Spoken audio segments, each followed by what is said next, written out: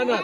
आज आम्ही इथे हेटवणे धरणाच्या इथे बादलीने पाणी भरायला आलो होतो। एक हंडा आणि एक कळशी, आमच्या 2 कळशी आहेत फक्त। हे अख्खं धरण आमच्यासाठी झालेलं आहे आणि गेली 40 वर्ष या धरणाच्या पाण्यापासून आम्हाला वंचित ठेवण्यात आलेलं आहे। पाण्याची आम्ही आतुरतेने वाट बघतोय, हे पाणी आमच्यापर्यंत येत नाही म्हणून आज शेवटी आम्ही ही बादली घेऊन या धरणातनं पाणी भरायला इथे आलो। पण इथे इरिगेशन, जलसंपदा विभागाचे अधिकारी आणि पोलीस अधिकारी हे काय आम्हाला 2 हंडे सुद्धा त्या धरणातनं घेऊ देत नाहीये। बाबासाहेब आंबेडकरांचा इतिहास पाहता महाड चौदार तळे इथे बाबासाहेबांनी अस्पृश्यांना ते उघडं करून दिलं पाणी, स्वतः त्यातलं पाणी प्यायले, पण आज ती वेळ सुद्धा, ती संधी सुद्धा आम्हाला इथे दिली जात नाहीये। पोलीस म्हणतात की आम्ही तुम्हाला हंडा आणून देतो, मग आम्ही का नाही भरू शकत? आम्ही अस्पृश्य आहोत का? या पाण्यावर आमचा अधिकार नाहीये का? आमच्या महिलेने जर त्यातलं एक हंडाभर पाणी आणलं तर काय मोठा फरक पडणार आहे? प्रशासनाची ही भूमिका अत्यंत चुकीची आहे।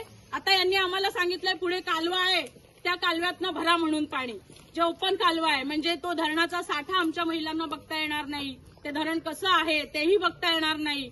जिथे आम्हाला पाणी बघायचीच परवानगी नाहीये, हक्क दिला जात नाहीये, तिथे आम्हाला हे हक्काचं पाणी देतील का? नाही। त्याच्यामुळे आमचा यंत्रणेवरती विश्वास नाहीये। आज या कालव्याच्या कामाची 767 कोटीची वर्क ऑर्डर व्हायची आहे।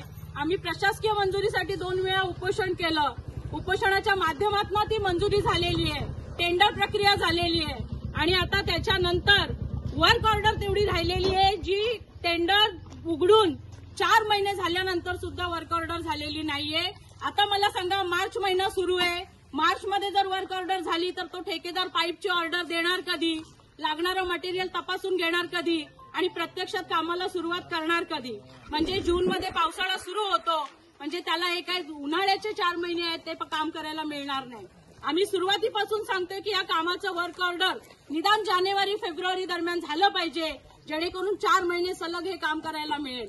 पण यंत्रणा अग्रक्रम समितीमध्ये जर या प्रस्तावाला मंजुरी मिळाली असेल, महाराष्ट्र शासनाने या प्रस्तावाला इतकी प्रायोरिटी दिली की अग्रक्रम समिती, जिथे महाराष्ट्रातले सगळ्यात महत्वाचे प्रकल्प ज्या समितीमध्ये मंजूर होतात, त्या समितीची मंजुरी असताना सुद्धा जलसंपदा विभागाने 1 वर्ष का लावलं त्याची वर्क ऑर्डर काढायला?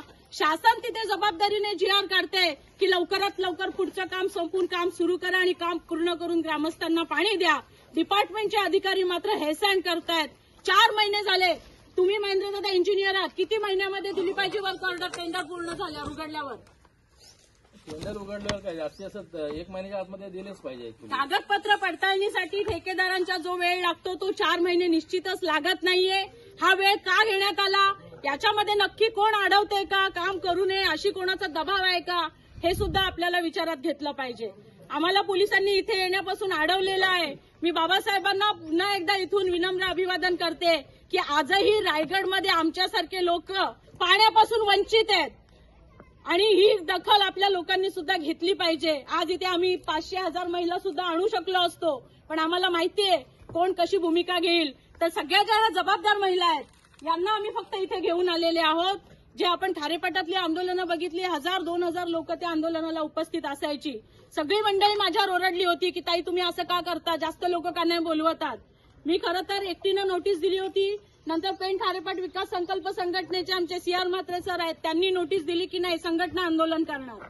पण आज इथे परिस्थिती काय आहे? आज इथे पोलीस यंत्रणा आम्हाला जाऊ देत नाही, जलसंपदा विभागाच्या मॅडम आम्हाला सांगतात की ताई तुम्ही कालव्यातनं पाणी भरा, म्हणजे धरण आमचं नाहीये। आणि विरोधाभास म्हणजे असं आहे की हे धरण पर्टिक्युलरली खारेपाटासाठी जे बनवलं आहे आणि त्याच्यासाठी वापरणं होतं, मॅक्झिमम ह्याची जी क्वांटिटी आहे ही सिडको मार्फत पूर्ण नवी मुंबईला जाते, म्हणजे तिथे सहज म्हणजे वर्क ऑर्डर्स वगैरे सहज शक्य होत आणि तिसऱ्यांदा झाली आणि इथे म्हणजे ग्रामस्थांना पाण्यासाठी एवढा डिले केला जातं, म्हणजे समजण्याच्या पलीकडे आहे हा विषय। सगळ्यात पहिले तर घोषणा देऊयात, कारण त्याशिवाय यांना कळणार नाही।